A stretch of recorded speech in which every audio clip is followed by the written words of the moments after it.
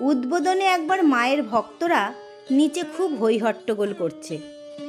সেই দেখে গোলাপ মা মাকে বললেন, তোমার ছেলেদের ওপর কোনো শাসন নেই। পরমহংসমশাই ছেলেদের কেমন শাসনে রাখতেন, কারু এক চুল এদিক ওদিক হবার জো ছিল না।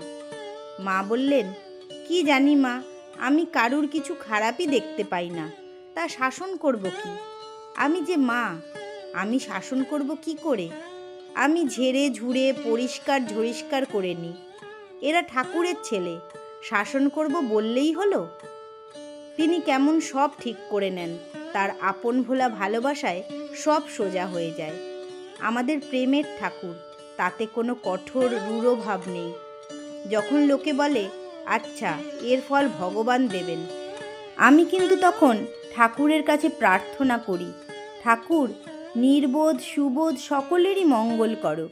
আমি ছেলেদের বলি, কাউকে হিংসা করো না, ভগবানকেও বিচার করতে বলো না, বরং যাতে অত্যাচারীর ভালো হয় তার সম্বন্ধে প্রার্থনা করো। ভগবানের বিচার নিক্তি ধরা, এক চুল এদিক ওদিক হবার জো নেই, কিন্তু তার দয়ারও আবার শেষ নেই। এমনই ছিল মায়ের তার সন্তানদের প্রতি ভালোবাসা।